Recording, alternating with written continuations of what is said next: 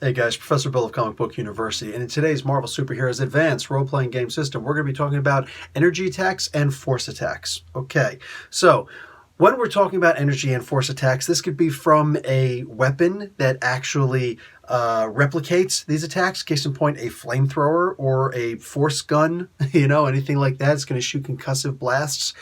We could be talking about Cyclops' eye beams for force attacks. We could be talking about the Human Torch using his fire like that, or we could talk about plasma coming from Havoc. There are all sorts of different ways we could be talking about this stuff. Okay, so energy attacks is anything that is considered that's going to do energy damage. So that can absolutely include fire. It can include the general energy attack, like the blanket universal energy. It can include cosmic energy, like from the Power Cosmic, from Silver Surfer, boom, and Galactus, of course, the source of the Power Cosmic. It can include anything, most forms of radiation and all that. So, and of course, plasma. And force attacks are going to be any kind of an actual concussive, like a hard light. Okay, so energy could also be a laser, of course, but force attacks like Cyclops' eye beams, repulsor blasts from Iron Man, anything along those lines where it's going to do a physical attack with an energy weapon. So it's more like an energy punch. Okay, so let's look at these. When you're talking about an energy attack, first off, has to be able to do damage to do the things that it wants to do. So you're going to be looking at body armor, okay? And the same exact thing goes with force attacks, okay? You can't use the martial arts with this, so no martial arts D, no martial arts B, no martial arts A or D, because that's only for unarmed attacks. Sorry, no way around that. Anyway, so you have to be able to do at least 1 point of damage or be on the precipice of 1 point of damage so that, let's say you've got an excellent 20 attack, they have excellent 20 body armor. Man, just 1 more point would have made me do damage. Well, you can still do a result, like a stun attack or a slam attack or a kill attack. Now, the slam attack isn't actually an option for energy or force attacks, but I'm going to get into that in a moment. With a force attack, your options are white, miss, okay? You roll the hit and you get a green, that's a regular hit. Yellow is a bullseye. Bullseye is awesome. That means anything that you want to hit, you've hit. And a bullseye is important to do an energy attack for anything, a force attack for anything that is 1 foot, not one area, 1 foot in diameter, okay? Not radius, because that's 2 feet diameter, so just look.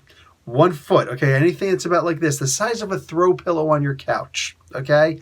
Anything about that size or smaller, you're going to need a bullseye to hit, and that's that. It's also a good way to potentially knock a weapon out of somebody's hand or anything to that effect.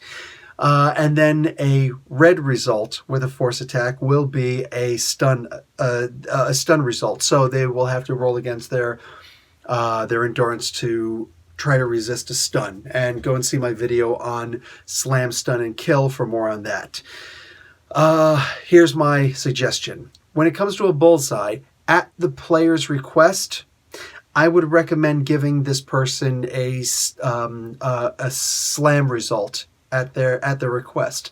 I would, even if you want, impose a -2 column shifts on it or something like that. So, you can get a slam result on that person. So when this person goes to roll against their slam, let's say you want to hit them right in the head or in the face, that could definitely slam someone, right? Shooting someone in the foot could potentially slam them. They can go flying, hitting them in the chest, whatever. You could absolutely, I don't see why not. The rules are kind of, loose in this regard. So they don't seem to be fully cognizant of what a force attack is, in my mind at least. So I would allow a bullseye to give the potential of a slam attack, but again, give the other person a +2 column shifts to resist. So if you've got an excellent 20 endurance, you're trying to roll against your slam because you got a bullseye on you, somebody hits you center mass and wants to, send you careening off. If you got an excellent 20 endurance, roll under incredible. Say, why not? Just roll under incredible. That would be my suggestion, okay? That's house ruling it, but that's my suggestion for a house rule. Now, body armor, of course, is going to count. So if you got 30 points of body armor and only a 20-point, force pistol or force attack, from your hands or from your toes, you never know. You never know. Then that's just what it is.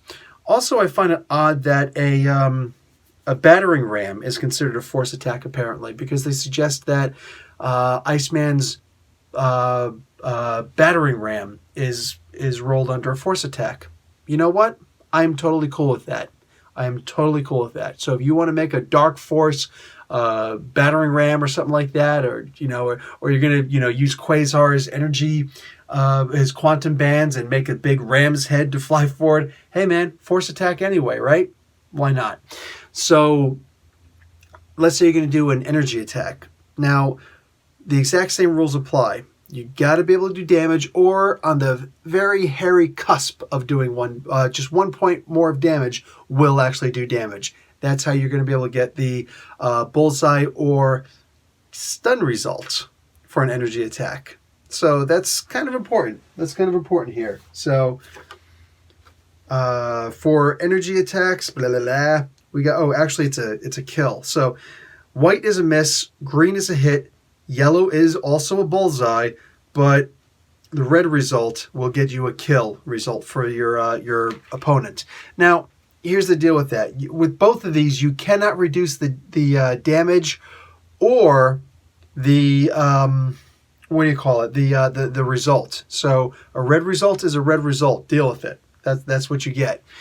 So a little commentary on the bullseye and the kill result. First off, as far as the bullseye, I would suggest not giving a slam option, but a stun option for that.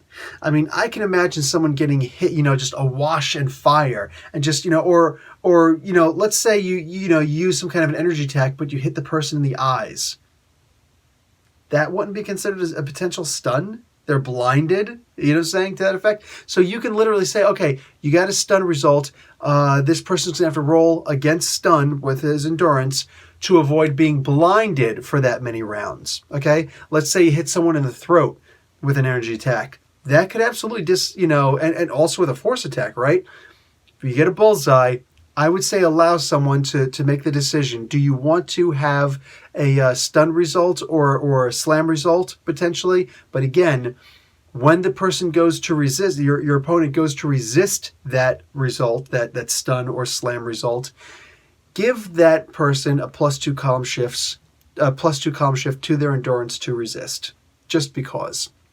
Okay, here's the deal with the kill result. When someone rolls against the kill result, and go and check out my video on the slam, stun, and kill results, but just because it's here and I want to make this as inclusive a video as possible, if you get a kill result on someone with an energy attack, when they roll to resist, although green says energy loss, no. Endurance loss, no. For energy attacks, that doesn't count. For edge thrown, edge slugfest, or shooting results, yes. A white and a green are the exact same thing for those kinds of attacks. But for an energy attack, a white is an endurance loss. That's the bad one for everybody. All right? But a green result is just a standard, nope, you do not have a kill result actually on you. You've passed your kill result test. That's one of the things about an energy attack, because it's not actually meant to pierce. It's meant to burn, right? In some way, shape, or form or another. So that's one of the cool things about an energy attack, as opposed to a kill, result type thing, like claws, or throwing bullseyes, playing cards, or just shooting somebody like the Punisher or Fool Killer, right? So there's that. Anyway, yeah. That's, for the most part, that's that. If you're using it as a gun, then your gun talent should be able to help you out. Go and check out page 89 for all of those.